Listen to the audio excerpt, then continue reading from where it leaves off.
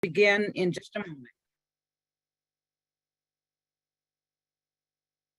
Hello, everyone. My name is Carol Scott, and I'm glad to have you with us today for this joint presentation between the National Long-Term Care Ombudsman Resource Center and the National Center on Law and Elder Rights.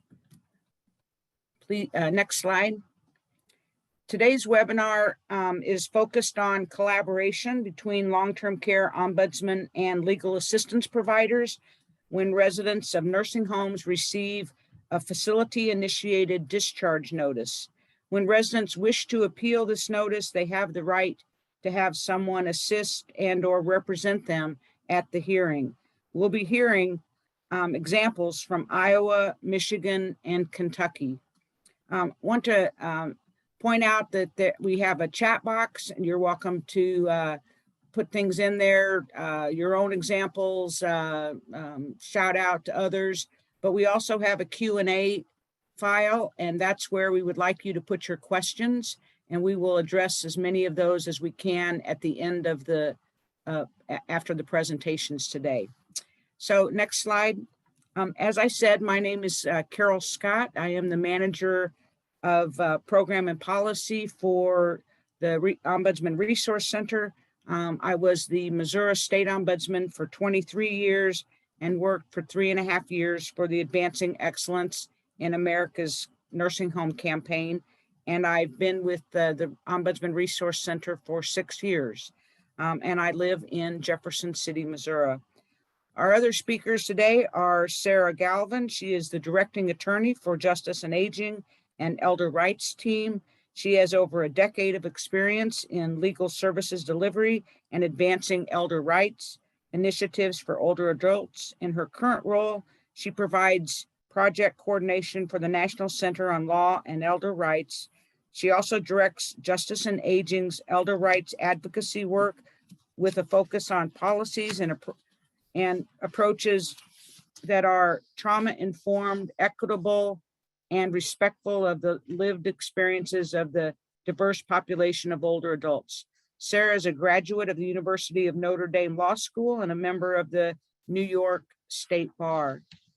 Angela Van Pelt is the Iowa State Long-Term Care Ombudsman, and she has a master's degree in public administration from Drake University and a bachelor's degree in human services from Upper Iowa University.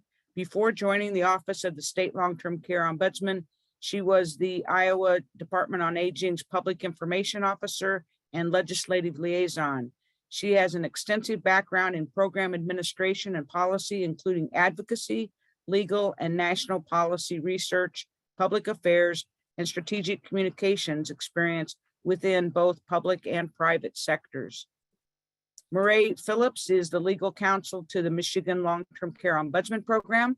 She comes to the Michigan program from the CV LAP Elder Justice Initiative in Mount Clemens, Michigan, where she was a staff attorney. Prior to that, she was a legal research and writing instructor at Wayne State University. She was also in private practice, where she practiced doing family, media, commercial, and railroad litigation. She received her BA from the University of Michigan and her JD from Indiana University School of Law. Sally Pung has served as the Michigan State Ombudsman since 2016. She brings over 25 years of long-term care experience in this role. For 13 years, she served as the Nursing Facility Relocation Coordinator at the Michigan Department of Health and Human Services, where she oversaw nursing home closures and ensured that residents were protected and empowered in the relocation process. Sally previously served as the program manager for the Michigan HealthLink, Michigan's financial alignment demonstration for people eligible for both Medicare and Medicaid. Senior program manager at the Center for Long-Term Care at the Michigan Public Health Institute, and director of education and shared services at the Michigan Association of Homes and Services for the Aging, now Leading Age. Sally began her career in long-term care when she served as a direct care worker in a nursing home during college. Stephanie Langeth is the attorney at is an attorney at the legal aid of the Bluegrass in Covington, Kentucky. She received her Juris Doctor from Northern University Salmon P. Chase School of Law and obtained her bachelor's degree from Northern Kentucky University with a major in accounting and minor in business administration. She was legal aid of the Bluegrass's State Health Insurance Assistance Program, their SHIP coordinator from 2006 to 2011. And she began as a staff attorney at legal aid of the Bluegrass in 2007, focusing her areas of practice in public benefits, including Social Security, long-term care, Medicaid, nursing home discharges, SNAP benefits, KTAP, and various Medicaid cases. Currently, she is the Economic Stability Unit Manager for the Covington, Ashland, Moreland, and Lexington offices of legal aid of the Bluegrass. And finally, Sam Brooks is Consumer Voices Program and Policy Manager. Sam is an attorney formerly with the Aging and Disabilities Unit at Community Legal Services in Philadelphia. During that time, he became an expert on nursing homes in Pennsylvania and nursing home regulations and spearheaded a report on the state's oversight of nursing homes that led to statewide reforms. Sam has a passion for justice and years of advocating on behalf of nursing home residents. So we've got a great lineup, and I'm hoping that at least one of those towns or associations or someone that you want to shout out about. Next slide, please. I want to just spend a few minutes talking about the National Ombudsman Resource Center. We provide support, technical assistance, and training to the 53 state ombudsman programs and over 500 local programs, including their volunteers and the staff. We are funded by the Administration for Community Living, and the center is operated out of the National Consumer Voice for Quality Long-Term Care in cooperation with advancing states. Next slide, please. On our website, we have many resources. They are aimed at long-term care ombudsman, but anyone is welcome to look at the issues, look at the papers, the fact sheets, examples of work that's being done out in the states. I think you'll find just there's a lot of good information here, whether you're an ombudsman or an attorney working on behalf of residents. And there is our website, ltcombudsman.org. Next slide. I'm going to turn it over to Sarah now. Great, thank you, Carol. And it's so nice to see so many people on this webinar from all over. Next slide, please. I'm Sarah Galvin. I'm the project director for the National Center on Law and Elder Rights, and we are a fellow ACL Resource Center along with NORC. And we provide legal services organizations, elder rights advocates, aging services providers, ombudsmen, with a whole array of tools and resources in order to address the legal and other needs of older adults. Next slide, please. So we do this in a few ways. Our 4 core services are here. We provide legal trainings about 2 to 3 times a month via webinar. We offer technical assistance and case consultations. We provide capacity building services so that programs can expand their reach and capacity to be able to serve older adults.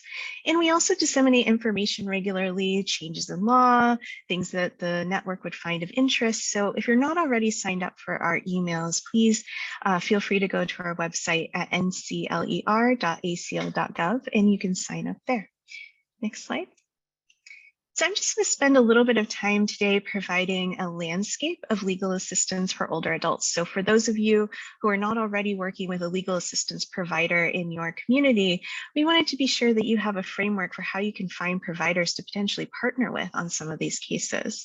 So to start with, there are Older Americans Act Title IIIB attorneys that area agencies on on Aging contract with to provide legal assistance to older adults in their communities or regions. So you might hear these attorneys as referred to as 3B attorneys, as Older Americans Act legal assistance program providers. There's a lot of different ways to describe them, but really they're providing services to older adults with some core focus areas that I'll talk about next. There are other legal assistance programs and funders out there that are supporting work around providing legal assistance for older adults. Legal Services Corporation is a big one. They fund a lot of programs across the country. Some Legal Services Corporation funded programs are also 3B providers, but there's a link here where you can locate some of those legal aid providers. There's also programs that are funded by the Victims of Crime Act. They usually have a focus on elder abuse. And then the Administration for Community Living actually funds several grantees under their Legal Assistance Enhancement Program to provide enhanced services to older adults. Next slide. So if you're looking for your local 3B provider, there's a few options here. The Eldercare Locator, you can key in your city, state, zip, and it'll give you an array of services for older adults. If it's not pulling up legal assistance, you can contact your area agency on aging to find out who their contracted provider is. Your state legal assistance developer is a great source of information. And you can also reach out to us at NCLER if you're having some trouble locating who your local provider is. Next slide. So so the attorneys that are providing legal assistance for older adults are generally focusing on some of these priority case types that you see on your screen that are identified in the Older Americans Act, including long-term care. But I wanted to show the array of other issues that these providers can provide support on, because as many of you know from doing this work, sometimes there's underlying issues that are getting to the root of why someone might be facing a nursing facility discharge. And there might be other sort of associated issues that have a legal solution where legal aid can really play a role here. So I just wanted you all to see sort of the holistic approach that some providers can take to providing legal assistance to older adults. And these partnerships with ombudsmen and other aging services providers are so key in connecting older adults to legal assistance. There are so many older adults who could use the help, but don't actually get connected. You know, there's a lot of reasons. Sometimes it has to do with not realizing their problem has a legal solution. They might not think they're eligible for help, but whatever it is, these partnerships can really break down some of these barriers. Next slide. And I'm not going to go into a lot of detail on the role of legal services in discharge hearings because you are going to hear from some wonderful experts today. But I did want to highlight that NCLER does have training and materials on a new toolkit from Justice and Aging to fight nursing home evictions. This has a lot of really great brief templates and other things that you can use if you're either getting started in this work or want to enhance work that you're already doing. The link is here for you to check that out. Next slide. And finally, you know, again, you're going to hear from people today about how you build and maintain these relationships with legal aid and ombudsman programs. But I did want to highlight this last bullet here about, you know, kind of getting out there what possible concerns or issues could come up as you're building out your partnership and working together. You know, we're all different professions coming together with different professional responsibilities and ethics and everything. So the more we understand where some of those things come into play on conflicts and capacity and confidentiality, the better framework and path forward we can have when issues may come up in a partnership. So I will wrap up with the next slide and just say that we are so thrilled to have you here. You can go to our website, again, that's ncler.acl.gov, and get more information and see all of our past resources. And now I will turn it over to our next speakers. Good afternoon. My name is Angela Van Pelt, and I want to thank you for the opportunity to speak today. I'm excited to be able to share just a little bit about how our office engages with legal service providers in Iowa to work toward a satisfactory resolution for residents faced with an involuntary discharge situation. Next slide, please. So in Iowa, our office is housed within the Iowa Department on Aging, which is our state unit on aging. We have a centralized system, so our office manages the staff as well as the program. And in our office, we have three major program areas: the local long-term care ombudsman program, the managed care program, and the volunteer program. We have approximately 900 facilities and around 57,000 beds throughout the state. That being said, we have 12 staff to try and serve 99 counties effectively, with just 6 local long-term care ombudsmen, and those are the individuals that are going to work largely with our involuntary discharge scenarios. That's a lot to cover, so we have to be efficient with our resources to ensure that we are working smarter and not harder when we encounter an involuntary discharge situation. Next slide, please. So who are our legal service providers in Iowa? We have Iowa Legal Aid, and the Department on Aging does have a contract with them to assist us. We have Disability Rights Iowa, that's our protection and advocacy organization, and we have the Legal Hotline for Older Iowans, which provides free legal services to Iowans 16 or older. I do want to mention that we do work with some of our sister agencies closely in the involuntary discharge process. The AG's office, we consult with them on situations that are more complex, and we work very closely with the Department of Inspection and Appeals, as they are kind of the hub for all things process when it comes to the appeals. Next slide, please. So what does partnering look like in Iowa? Well, when we receive notice and prior to engagement with legal services, we will reach out to the resident promptly to see if we can assist and then work to define the resident's desired outcome for placement. Once that resident's outcome is established and they wish to appeal the decision, then the heavy lifting really begins on our side. When working through that process, we have basic pieces of information that we can get and share with legal to keep that process moving and to ensure that timelines are met. One of the largest barriers that we encounter is a delayed response from legal partners. They're as busy as everybody else, and whether or not they will accept and work a case. Even if they agree, oftentimes it's late in the process and the opportunity for legal to gather information may be diminished. So we know that any information we can obtain early on that can move the process along is beneficial to the resident. So for example, in Iowa, legal services usually requires an intake prior to making a decision to accept a case. Since that intake is online, that's just an example of a step that we can take to help move things forward more quickly. The other thing that we do on our end is really just kind of collect and organize information. We're going to do the legwork before and during the process when it comes to information gathering. To ensure that our legal partners have what they need to do on their end to do their job, we must be prepared and able to keep that process moving while communicating effectively to all parties. So there's a lot of back and forth between other agencies as well as the legal partners, and then also the resident or their representative. Next slide, please. Other ways that we can assist legal service providers in building their case is to reestablish dialogue with the facility. And we want to do that early on. There are lots of questions to ask of the facility that could change the trajectory of the process. We need to learn what happened and what the next steps are. So once we get that established, it gives us a clear image of really what's going on and what we need to do to move forward. One of the things that we pay close attention to in Iowa is to ensure that the notice that we receive is in compliance with the requirements. There are things that our staff looks at and can share with legal to buy more time. If those notice requirements aren't met, it can set the clock back on the process, which can work to the advantage of the client. And sometimes those requirements are fairly simple. For example, we have a requirement that the notice can't be in less than 12-point type font.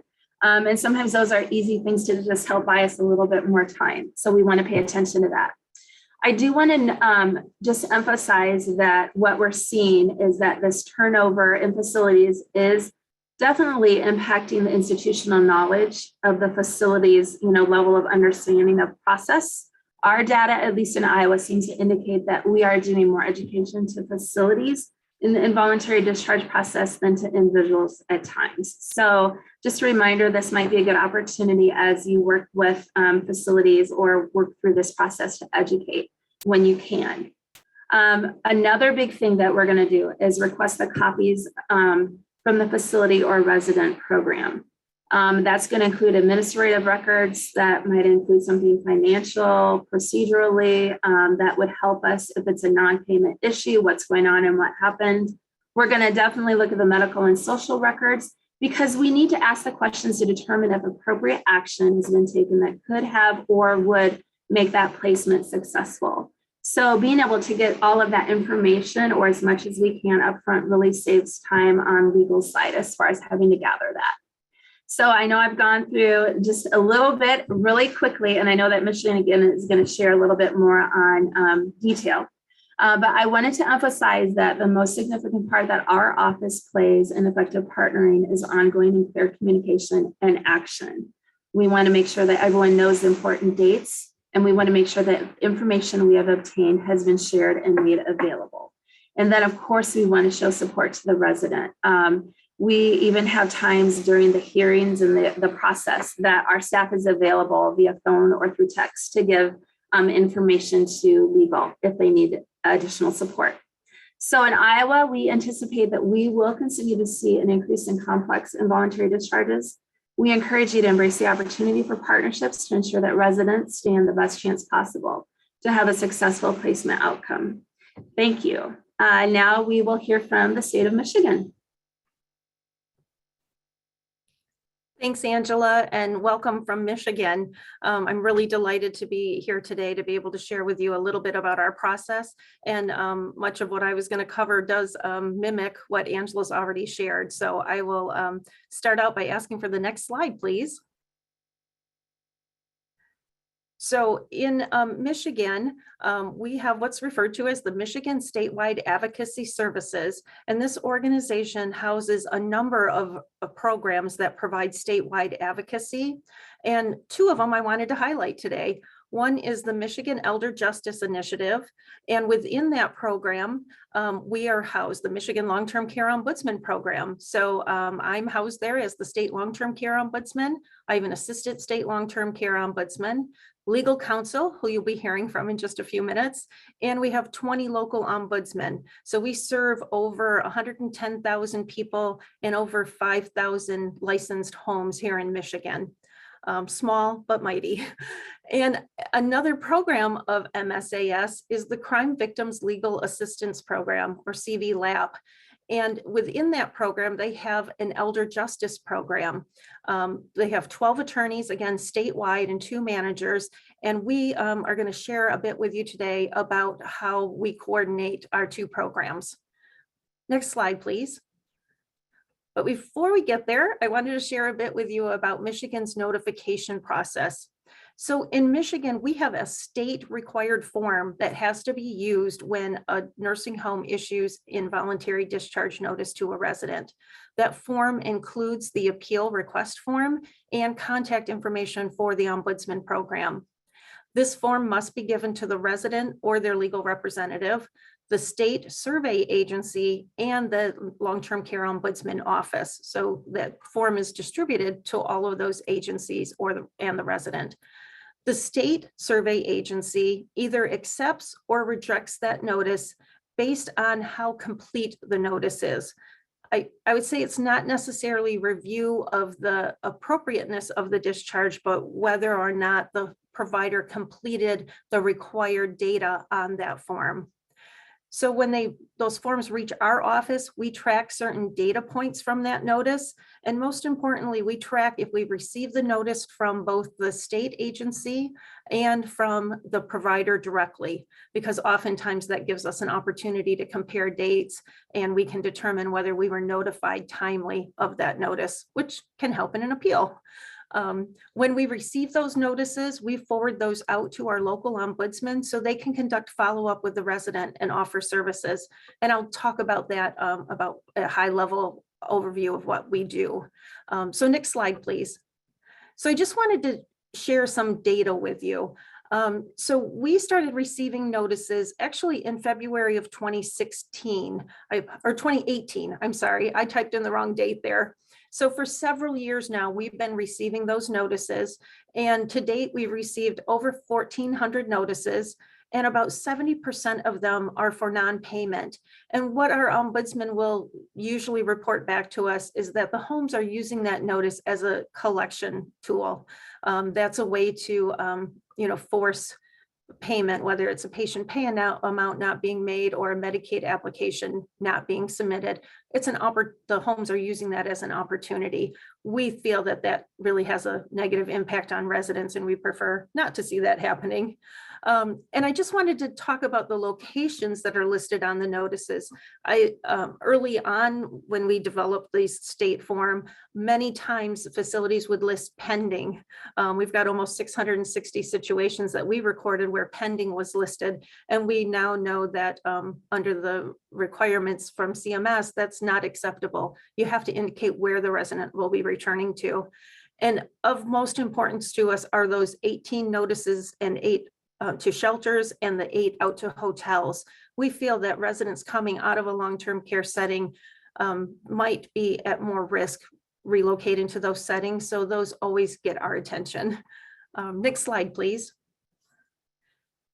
So I mentioned that the department, our state survey agency, reviews the forms. And we often hear from providers that they've rescinded the notice. We've gotten notice of 109 that have been rescinded. And as you can see, a large majority of those were notices that were issued for the purpose of non-payment. So again, these are residents that were issued a notice and then it was rescinded. Hopefully that non-payment was either resolved or our ombudsman worked with the resident to resolve that issue, or the home realized that they wouldn't be able to relocate a resident that has a history of non-payment. We also have 24 that were reported that the resident initiated the transfer. And we really question these because once notice is issued by the provider as facility initiated, it should remain as facility initiated. We think these are residents who probably were told it's better for you to relocate, or they were telling them the grass is greener on the other side, whatever the conversation was, and the resident chose to leave the home. And then 3 that were reported to us regarding death. The ones that we have listed in our last category for our data are rejected by the state survey agency. And I apologize, this started in January of 2020, where our state started to review the form, and they've rejected 58 of those to date. And again, I just have some data about the types of those that were rejected. That means that the provider cannot move forward with the discharge. And if they wanted to continue with the involuntary notice, they would need to update that notice to ensure that all of the information was complete on that form. Next slide, please. So I just wanted to share a high level of our ombudsman response. So when we receive those notices in our state office, we forward them out electronically to our local ombudsman, and we ask them to do a follow-up and visit with the resident. And the main purpose is to offer that resident assistance. That assistance could include explaining the notice and their rights during the discharge. Oftentimes residents don't understand that they have the right to appeal, even with the appeal notice being included in that notice form. We could open a case for investigation and try to seek resolution, of course, at the resident's direction. We could help the resident file an appeal, again, at the resident's request, or we could refer the resident to legal services, which we often do when we identify a case that we feel the resident's being wrongfully evicted from that setting. Next slide, please. So with that, I'm going to turn it over to Phillips from our office, our legal counsel, and she's going to talk more about the collaboration and the relationship and how we work together. Thank you, Sally. Good afternoon from Michigan. I'm Phillips, and I get to work with Sally and all the fantastic local ombudsmen throughout Michigan as legal counsel to the program. So Sally has explained what happens from the moment a person living in a Michigan nursing home receives a notice of involuntary discharge, all the way up to the point where an ombudsman has met with that resident and the resident has requested legal assistance. So what happens next? Well, I'd like to walk you through the appeal process to challenge an involuntary discharge notice in Michigan, and then also explain how our legal referral process works with our sister legal services program, CBLAP. And this slide provides a diagram of that collaborative relationship. Now, I want to highlight that no doubt attorneys bring tremendous value by representing on these cases. And we could obviously do an entire training on best practices in litigating these cases. But today, our focus is just going to be on how attorneys and ombudsmen can best collaborate to help residents facing eviction. So ombudsmen and attorneys each have a unique skill set. And when they team up and work together, build a bridge, they bring insight to one another. And this has a huge impact to the benefit of the folks that we're all trying to help. So just a little bit of background. I'm relatively new to the Ombudsman program, just about 7 months in. And in my former position, I was an elder justice attorney with our sister program, CVLAP, where I litigated a number of involuntary discharge cases in the Metro Detroit area. So myself, having been part of both programs, first as an attorney and now as a designated ombudsman and legal counsel, I really do appreciate the unique abilities held by both our ombudsmen and by my legal services colleagues. In my former role, I benefited incredibly from a strong relationship with the local ombudsman who covered my area, Elaine. We both covered the same county, me as an elder justice attorney and Elaine as an ombudsman. Now, I've got to tell you, Elaine had many years of experience and so much wisdom to share with me. One of the best bits of advice I received in my early days on that job was to reach out to her and develop a relationship. And this relationship was just so beneficial to me in my practice. And working together with Elaine, we were able to team up and help a good number of nursing home residents who were facing eviction. Elaine had far more experience working with nursing home residents than me. She had the relationship with the residents we were assisting, and they already had a high level of comfort with her. Elaine also had insight into the corporate culture of nursing homes that I did not have. She taught me a lot about nursing home operations and business practices that I had no idea about. And she was able, of course, with resident consent, to get me medical records really quickly when I needed them most.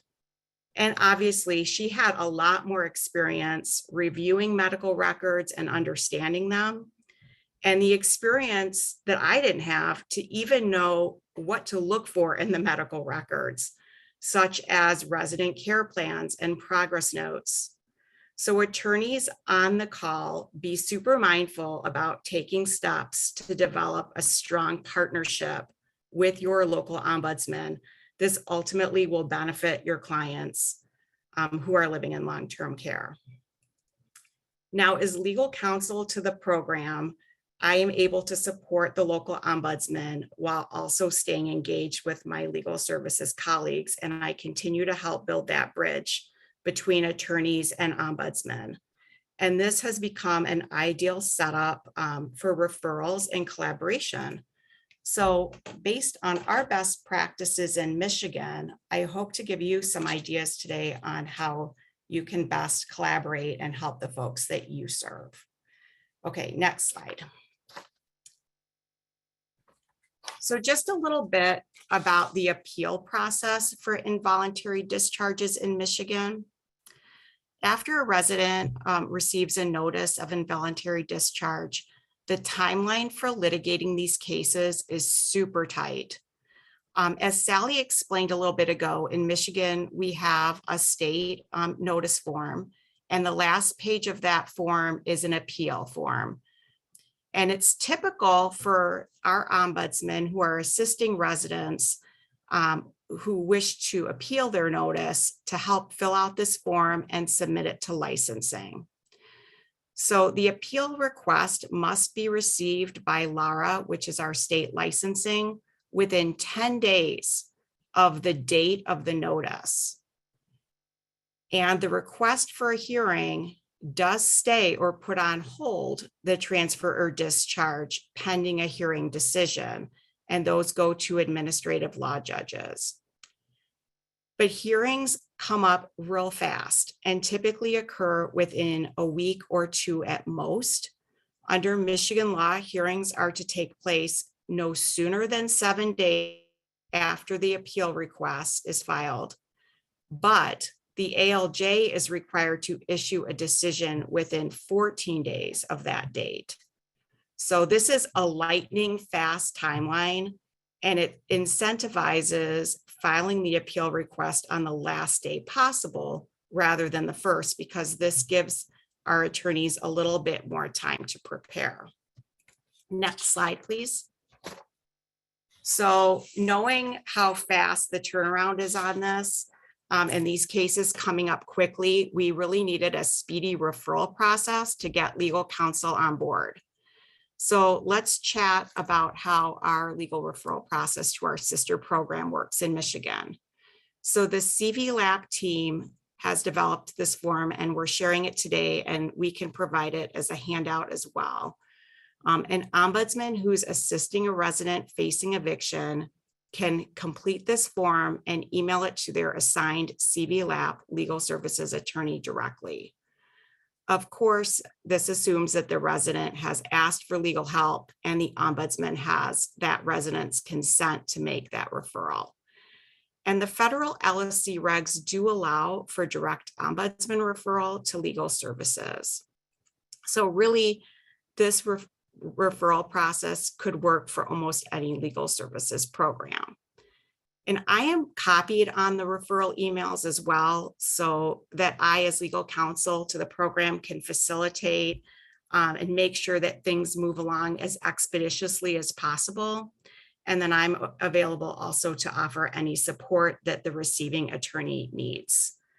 Also, if that receiving attorney is swamped and doesn't have resources to take a particular case, we can also consider if we can assist out of the state office, or if there is another legal services provider in the resident's geographical location that could possibly take the referral. Next slide. So just a few quick tips for legal aid attorneys managing these cases. So this slide shares a few quick tips for attorneys. I know that we don't have a whole lot of time today, so I don't want to delve too deeply into all of this. But ultimately, the takeaway here is I want folks to realize the incredible opportunity that there is here for attorneys to do some excellent advocacy with folks facing an involuntary discharge. I'm a huge fan of the NCLER resources that are available on the website. They're awesome. There's some comprehensive webinars on best practices for litigating these cases. And they do a really nice job of explaining the many federal regulations in this area, which are pretty complex. And I have found the NCLER resources helpful in my own practice. But on this slide, you see just a couple of quick tips that are things that I do when I've gotten one of these cases. Okay, next slide. All right, so this brings us to the key point here about collaboration. So how can ombudsmen and legal counsel work together to help support attorneys working on these cases? When faced with an involuntary discharge, there's so many ways that ombudsmen can assist and bring great insight to the attorney to the benefit of the nursing home resident. First off, ombudsmen can obtain nursing home records seamlessly and share them with legal counsel. Of course, this assumes resident consent. This is a huge time saver, guys. Ombudsmen may already actually have a lot of records on hand that they're able to share. Even possibly more important, ombudsmen can help support the resident emotionally through what is often a very traumatic experience. At issue in these cases, from the resident's perspective, are that they are losing their home, and not only their home, but their source of food, medication, medical care, their entire community and support system. So this is a huge potential trauma to residents, and ombudsmen can really help the resident through what is a scary time. Also, ombudsmen have a wealth of specialized experience with all things nursing home. They can really assist an attorney with gaining a better understanding of the medical information, in a particular case, the resident's care plan, the progress notes, and they have a much better understanding of the culture and the workings of that nursing home, and possibly also the track record of the administrator involved. This insight is absolutely invaluable when it comes to thinking through what a nursing home did for a resident and what they did not do for that resident. Another idea is that ombudsmen can assist the attorney with locating prior state surveys and complaint records. This is an area that attorneys might not have a lot of experience with. The ombudsmen are well-versed in looking at these documents and can be hugely helpful. Finally, Ombudsman Legal Counsel. Ombudsman Legal Counsel can add another layer of support to attorneys handling these types of cases. Along with CV-LAP, we in Michigan maintain a brief bank. I think we need to go to the next slide here, guys. Yeah, next slide, please. So we maintain a brief bank. We assist attorneys working these cases with editing their brief, and we conduct trainings on best practices for litigating these cases, which the cases can be a little strange and outside of the wheelhouse and comfort level of most attorneys. The legal counsel for the Ombudsman program are uniquely well situated to help, because not only are we attorneys, but we're designated ombudsmen. So we understand these cases from both sides and can facilitate collaboration and just increased understanding by everyone involved. Okay, thank you. And now I'm going to turn things over to attorney Stephanie Langeth from Kentucky. Right. Good afternoon, everyone. I'm Stephanie Langeth, and I'm an attorney at Legal Aid of the Bluegrass, and I'm also the Economic Stability Unit Manager here.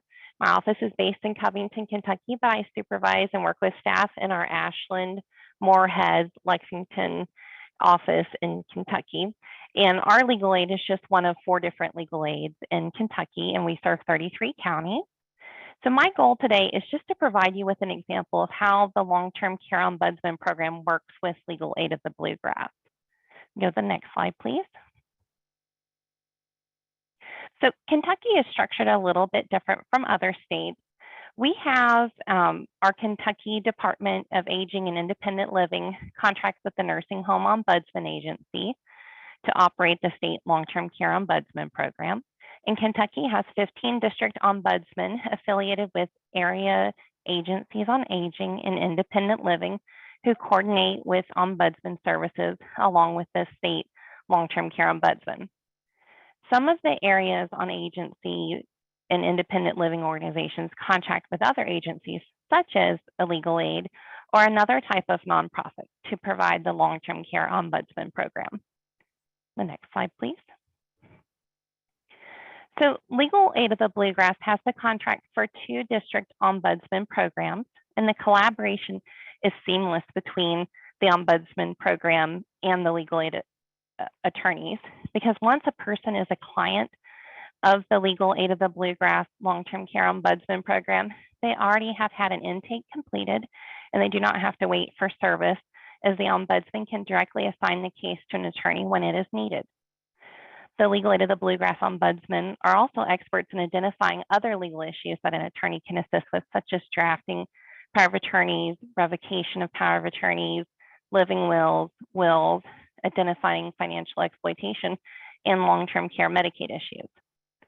The Legal Aid of the Bluegrass Ombudsmen participate in trainings offered through Legal Aid and other organizations to train on legal issues that affect nursing facility residents. The ombudsmen have direct contact with attorneys anytime they have a question about regulations or other legal issues, and vice versa. The Legal Aid of the Bluegrass Ombudsman can help train attorneys and provide case advice to them on their cases. So on the next slide here, if we could switch, this slide goes through the typical process for a Legal Aid of the Bluegrass nursing home discharge referral once it's received by them. So first, the legal aid ombudsman contacts the resident or their family member or responsible party if needed. Then they decide if they want help or not. If they do not want help, then the case just ends with education and advice from the ombudsman. If they want help, though, then the ombudsman speaks with the facility staff and the administrator to discuss the situation. They pull the records and review those before they engage in those conversations, though, when needed.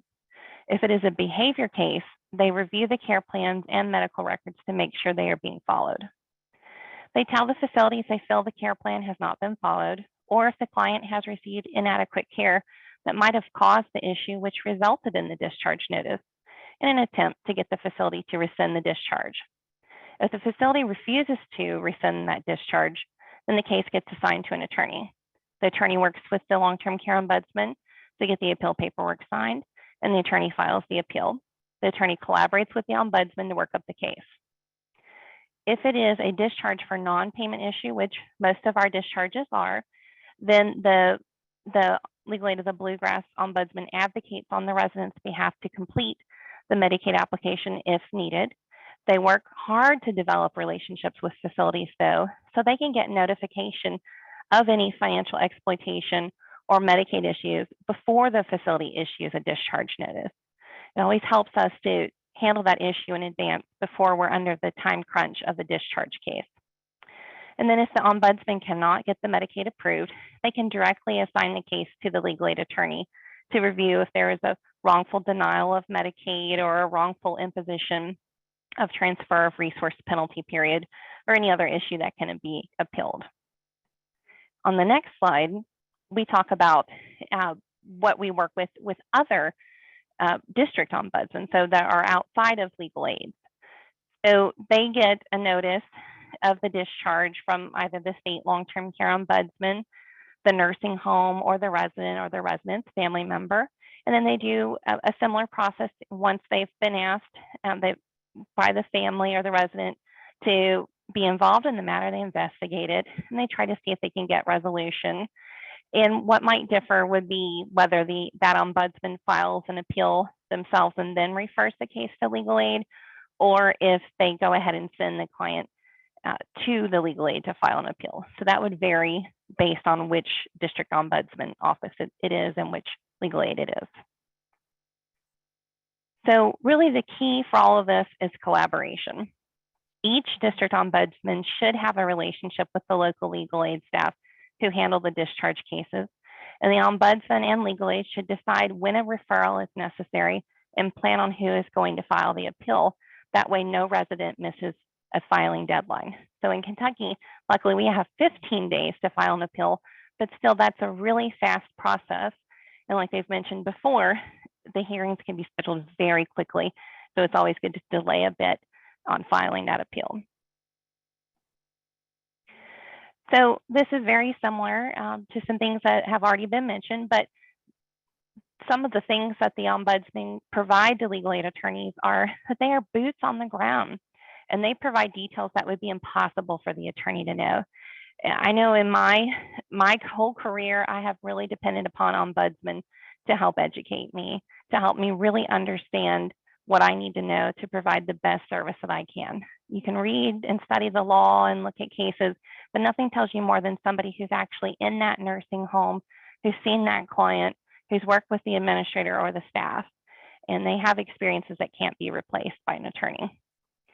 So the ombudsman can help the legal aid attorney gather records, interpret records, give details about the nursing home and staff, and in some situations, they can be a witness at a hearing.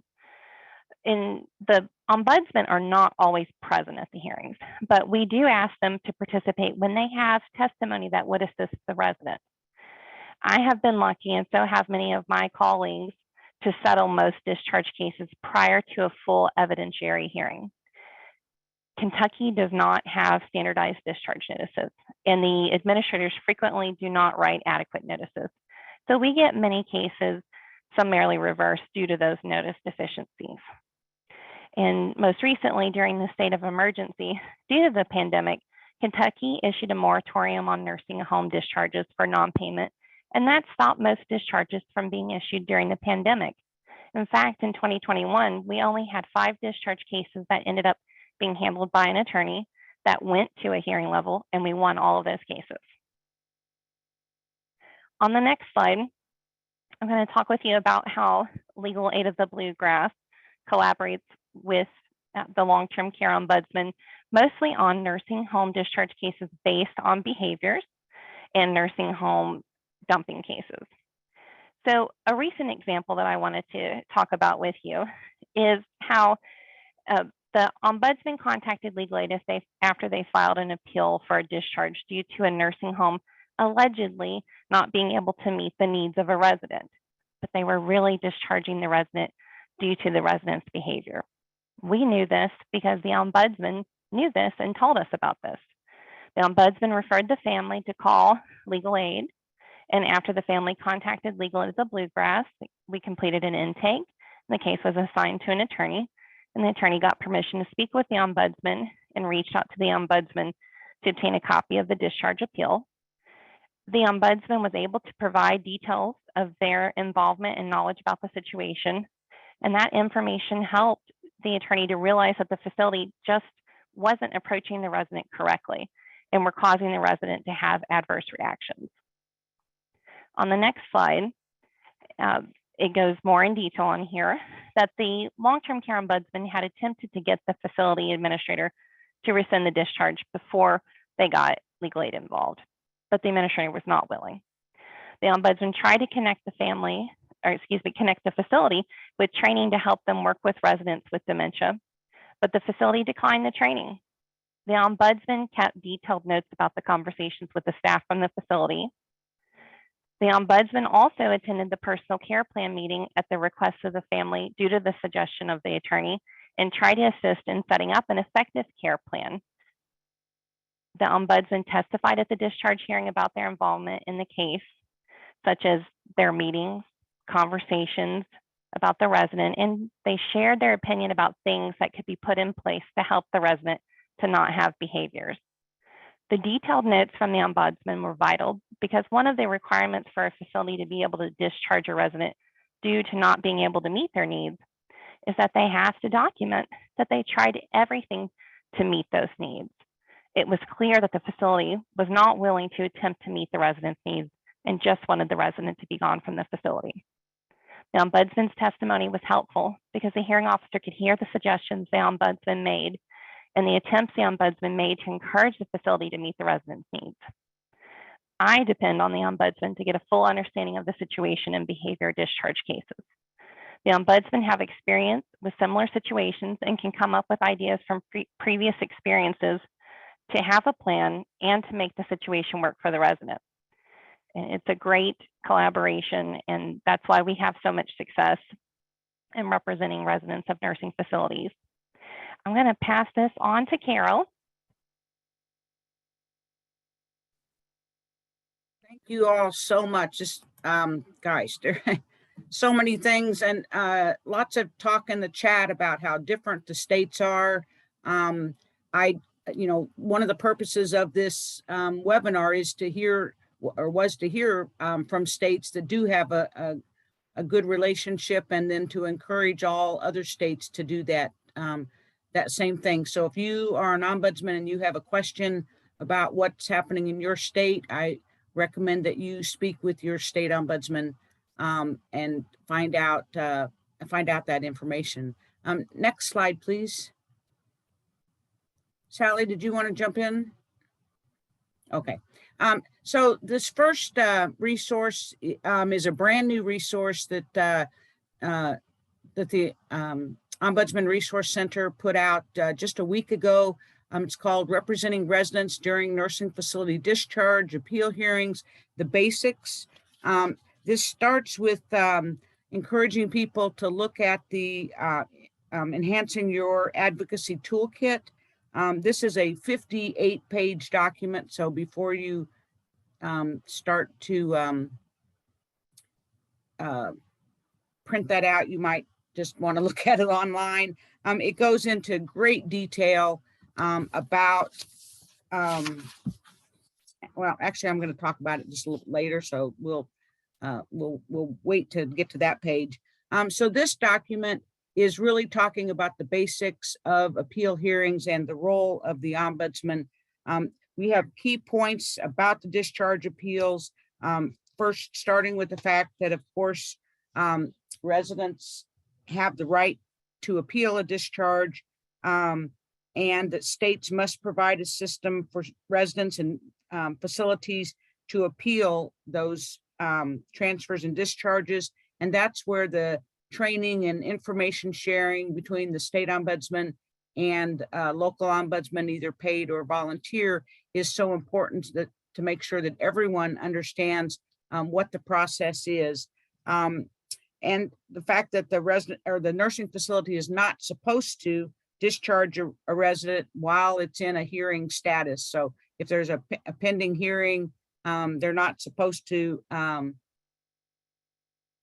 kick the resident out. And that's where, calling licensure and getting them involved to ensure that the resident is able to stay in their facility.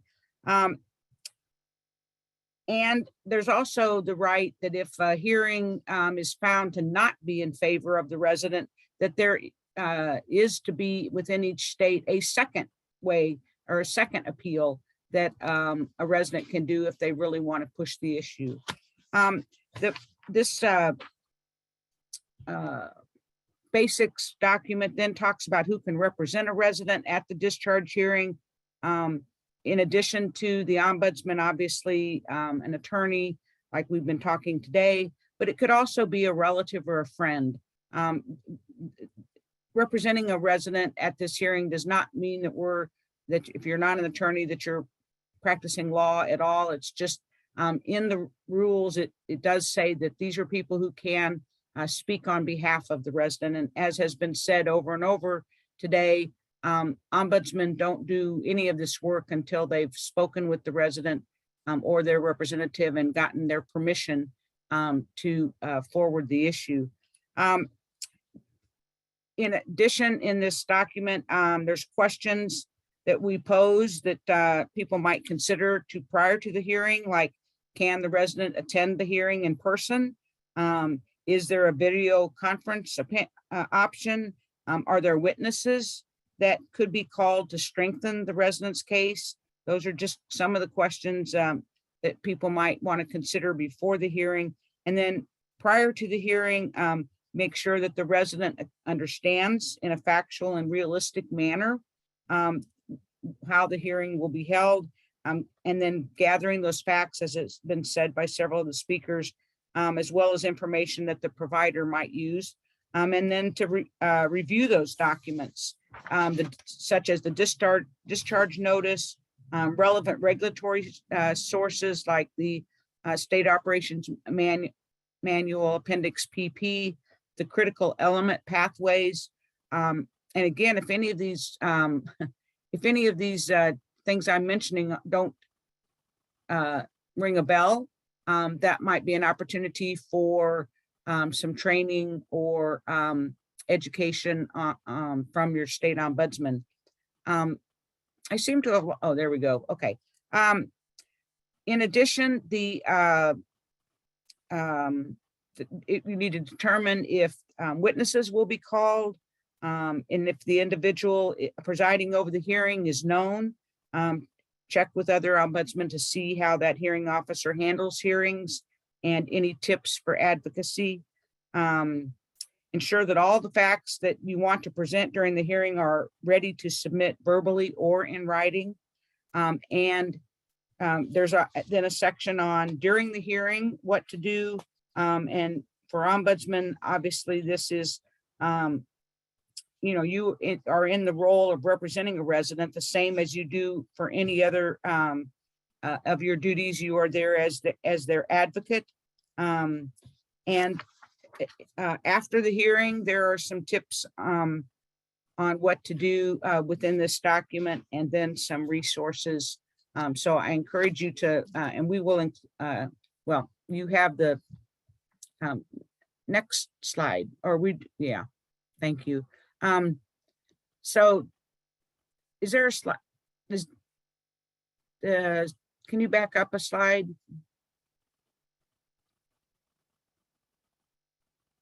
keep going, one more. Okay, so this is the document that I was talking about. So you've got this, and we've been putting the slide, putting the link to the slides in the chat. It will also be in the email that you will receive in the next day or so that has the recording for this, and you'll get you'll be able to open this up and click on it to get the link, but we'll also include this as a handout when we send out that reminder of the hearing, I mean of this webinar. Next slide, please. This is the document that I mentioned that's 58 pages long.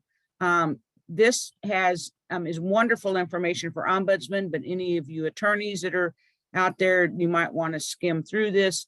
This has a section by section outline of each of the 6 different reasons residents can be appropriately discharged. And it includes the federal requirements. Of course, we're talking nursing facilities that receive Medicare or Medicaid funding. If your state has a state regulation or state law that covers involuntary discharges from state licensed facilities, in other words, those that don't accept Medicare or Medicaid, or assisted living communities, you'll need to check state by state to see if your state has a hearings appeal for those states. But this document, Enhancing Your Advocacy Toolkit, has complaint investigation key points and strategies for each of the different 6 different reasons. It walks you through what if it's non-payment, what if it's the resident doesn't need medical care at the level of a nursing home, what if the nursing home is closing. So it is a wonderful information that I think a lot of you might want to just spend some time just perusing through it, so you'll know it's there in the future. This is also on the NORC website under issues, under D for discharge. Click on that, you'll see this Enhancing Your Advocacy Toolkit. And also there's a section on appeal hearings, which is again, advocacy before, during, and after an appeal hearing. Next slide, please. And on our website, we do have a toolkit that talks about collaboration between legal assistance developers and ombudsmen. This particular toolkit includes a description of legal service developers with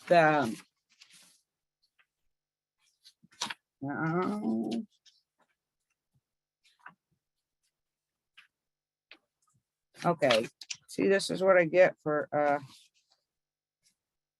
yeah, it includes the Older Americans Act language regarding an MOU with legal services that the state ombudsman should have, and explains the differences between legal assistance developers, Title 3B legal assistance providers, and the Legal Services Corporation. Every county in the nation has a legal assistance provider. So if you're not sure who that is, you might get with your state ombudsman and find out who that is. And the area agencies on aging maps aren't necessarily the same as the legal assistance legal assistance providers. So it could be that several local ombudsman programs have the same legal assistance. So again, you just need to check and see who that is. And Sarah, in her information, told you how to find out how to find your local legal assistance people. Next slide, please. And this is the information again that Sarah mentioned in her presentation. It's the basics of nursing home evictions done by Justice and Aging. It is wonderful information. It has the federal law. It has information on how to challenge an eviction. And in it, I think the next slide, what do I have another slide? Yes. So this is kind of within that document. There are 4 different tabs that you can click on. And then on the left side and then on the right side, you can click, and there are, and Sarah, I should probably have you talking about this more than I am, but I just, if I were an attorney, I think I'd fallen into a bowl of ice cream, which, if you like ice cream, which I do. But this information has case examples and just down to, gosh, I don't have to think of anything. I can just look for the right information I need and plug it in. So I really encourage, especially you attorneys, to take a look at this information on the Justice and Aging page. Next slide, please. So at this point, I'm going to turn it over to Sam, and I see we've got a ton of questions. So Sam, I'll just let you shout out to everybody if everybody wants to turn their cameras on, and maybe stay muted until it's a question you want to answer. Thank you. Great, thanks, Carol, and thanks to all the wonderful panelists. There was a lot of questions.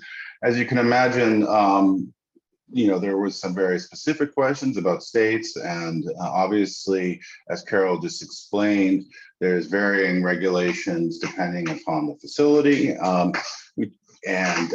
So it can be confusing. The best thing we encourage you to do is, I guess what this whole webinar is about, is fostering that relationship between your 2 offices, and really plumbing the depths to get to the to understand the processes that can vary between facility. One of the first questions, and I think this is one that really has been talked about a lot, and I think it was touched upon in somewhat in the presentation, is what is the best way to remedy nursing home dumping? Nursing home dumping is the idea that nursing homes will just dump a resident, either in a hospital. In Philadelphia, it's unfortunately in lots of other places, they'll just dump them in homeless shelters. The question said, what is the best way to remedy nursing home dumping? I typically set for hearing, and the judge will order the resident return to the facility. But this happens over and over again. And I think this is a question, this is a complaint we hear a lot. So it'd be great to hear from panelists on maybe some strategies that they've developed in conjunction with each other to address this issue. Anyone can answer? So Sam, it's Sally from Michigan. I'll just jump in and say that we definitely are seeing an increase in hospital dumping.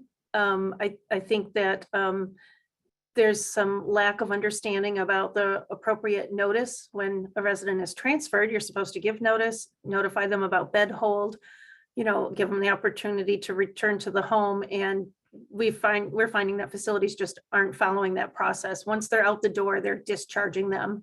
But I don't know if Marie wants to speak to, we had a win this last week for a resident who, after going to hearing, and Marie, I'll let you jump in, but we understand he was returned to his home.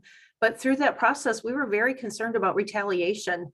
And I think that's alarming for some residents to feel like if you're not wanted there and then you go to the ombudsman and you complain, do you really want to go back there? But it might be your only option to return to that home to receive care. But I'll let Marie share the good news on our case without sharing too many details, if you don't mind, Marie. Yeah, what was critical in that case and really helped us out is there's some language in the surveyor's guidance that if a resident is sent out to a hospital for bad behavior, psychosis sorts of a situation, and then the facility is refusing to take them back based on their behavior and an allegation that that resident could be a threat to other residents or to staff. There is in the appendix PP that indicates that the facility needs to stay in contact with the hospital, and they need to be assessing that resident's behavior at the time that they're ready to be returned to the nursing home, not on the day that they were sent out. So that language actually was super helpful and got us a win for this resident, and he was returned back to his facility. And Ray, if I can add, this was one of the cases in which our state survey agency rejected the initial notice, and the resident remained out at the hospital. So the family member filed the appeal. And I think that was the smartest move on her part. Although it was rejected, the state survey agency notifies the provider that the rejection took place, but there's no communication back to the resident unless the provider does that. And in this case, that worked, I think, to our advantage because they did file the appeal, and we got him back into that home. So, you know, there's lots that we don't win on, but we wanted to celebrate that one today and then share those tips that we think could be helpful.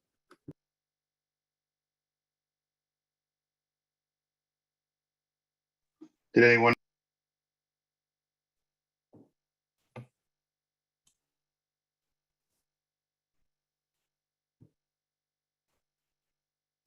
Sorry, I'm muted. I'm muted and I'm talking to myself there. Sorry. I didn't know if anyone else wanted to address that, or we could move on. One of the questions that came up a lot was, I think Sam? the way to, yeah. I think Angela wants to. Angela, please go ahead. I'm That's sorry, okay, I just can't real see quick. everyone. That's Yeah, okay. please. That's just real quick. In Iowa, previously, we actually did education with some of the social workers at the hospitals. So while that doesn't necessarily prevent the issue or stop it, it may actually help, you know, curb the lack of education regarding the process. So that might be something to consider on a preventative side. And Sam, if I can jump back in and kind Please. of piggyback on what Angela said, we've even encouraged our social work dischargers, planners at the hospital to change their language, not to say, oh, I'm ready to discharge the resident when, you know, can they come back to the home, but rather to say the resident's stay at the hospital is over and we're ready to transfer them back. Here's the date and time that they're going to be arriving. Don't even start it as a question about when they're going to return, but if we started talking about this should be an automatic path to return, just like it was for the resident to transfer out to the hospital, and start changing the language to the resident is transferring to come back. They're stable. They're ready to come back. What paperwork do you need from me before we return the resident? I just think we have to flip that and stop asking permission to readmit a resident when that's already granted under the federal regulations. The resident already has the right to return. So thank you for letting me get on my soapbox for a second. No, thank you. I think one of the issues that I just wanted to address very quickly was the question of, you know, discharge. Just because, an instance of nursing homes, just because one of the 6 articulated reasons may be present, it's very important for discharge. It's very important to note that that doesn't mean that the facility can just discharge. And there was lots of questions about, can they discharge into can they discharge into a homeless shelter?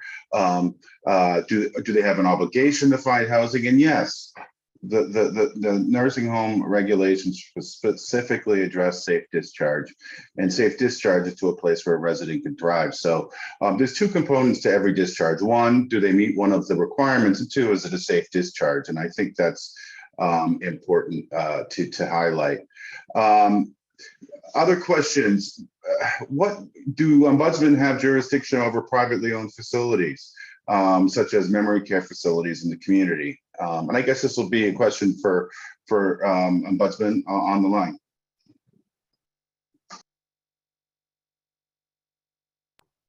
So Sam, in Michigan, we only have access to residents that are in licensed long-term care settings. So in Michigan, that's nursing homes, licensed homes for the aged, and we have licensed adult foster care homes. But we have many homes that operate under a room and board assisted living type of situation where you're contracting with agencies to provide the care and you're paying your room and board to your landlord, and you're not required in those kinds of situations to be licensed. And we don't have authorization to be in those homes. We don't have access under our state rules or federal regs to access those residents. And I think what's sad is when those calls come into our office, oftentimes those individuals think they're in a nursing home. And, we try to provide as much guidance, information, and assistance, but we really don't feel like we have access to visit in those homes.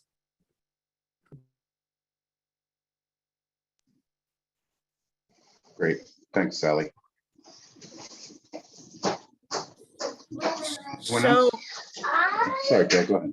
I know that some of the questions were answered by some of you already. Are there any of those that you answered that you would want to just comment on what the question was and what your response was?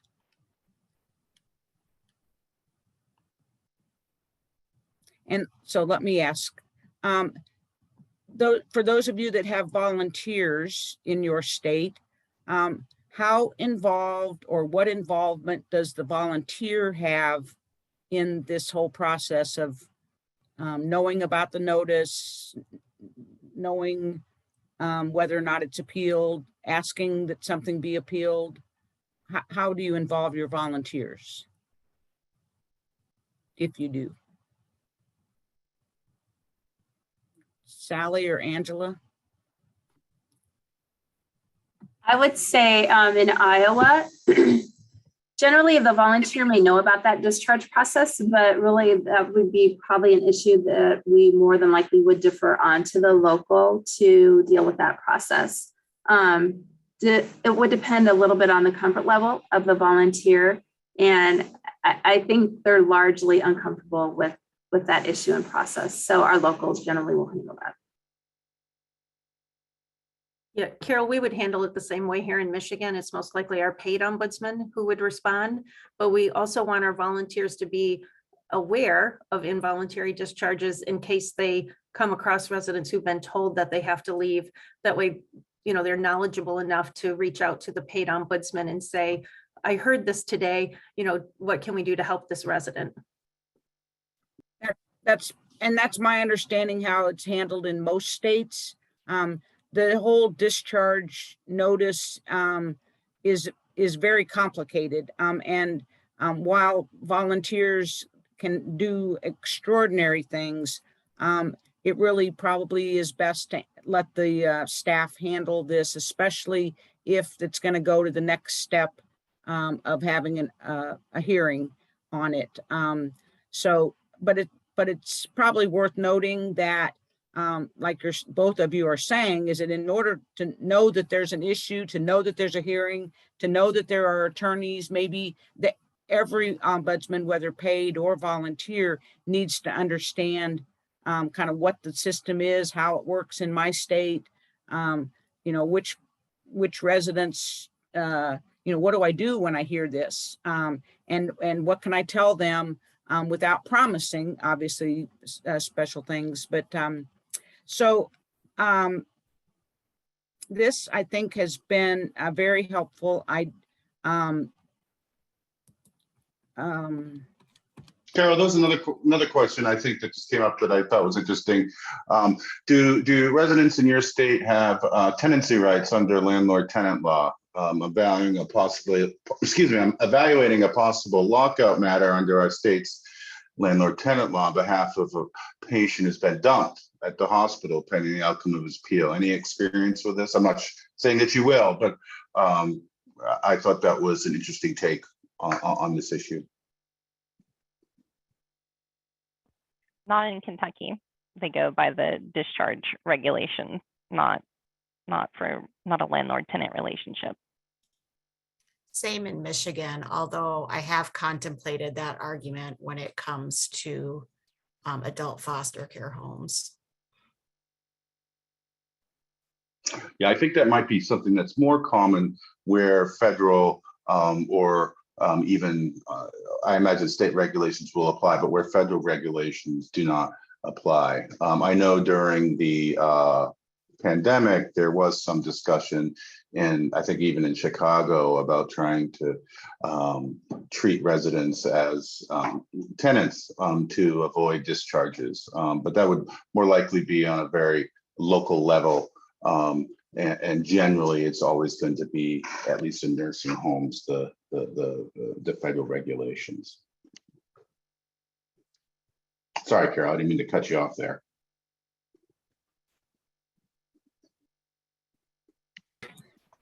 No, you're fine. I was just looking myself to see if anything new had come in. There is a question here about, does anyone use a forensic nurse to review records so that the attorney doesn't have to spend the time trying to use the language rules? And I think that several of you have mentioned that really the ombudsman can help with that, although ombudsmen are not experts necessarily in nursing or but they certainly will know what if something is off on the information. But I don't know, does anybody have any thoughts on whether or not, I can't imagine that would always be necessary to have someone like a forensic nurse that can do in-depth work, but have any of you ever had to reach out to someone besides the ombudsman to get an understanding or help?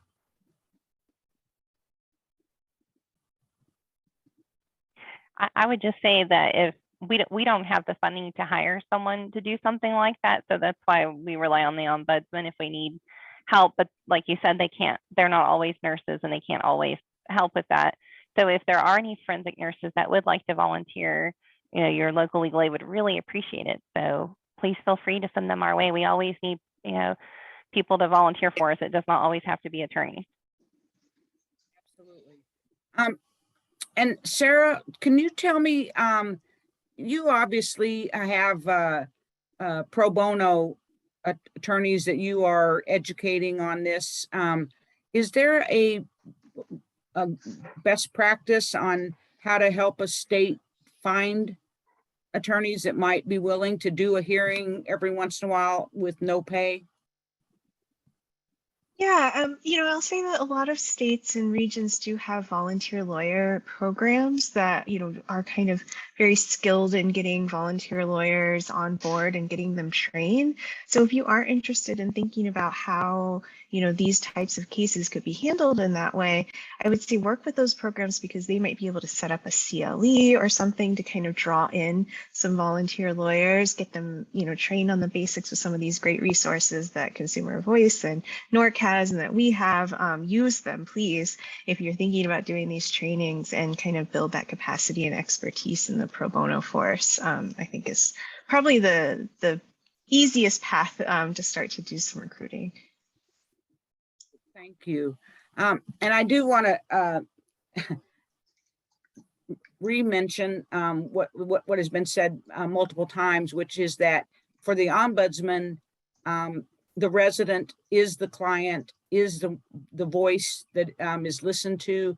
And just to make it clear, if the resident says they want to go to a shelter, the ombudsman is not going to, stand in their way.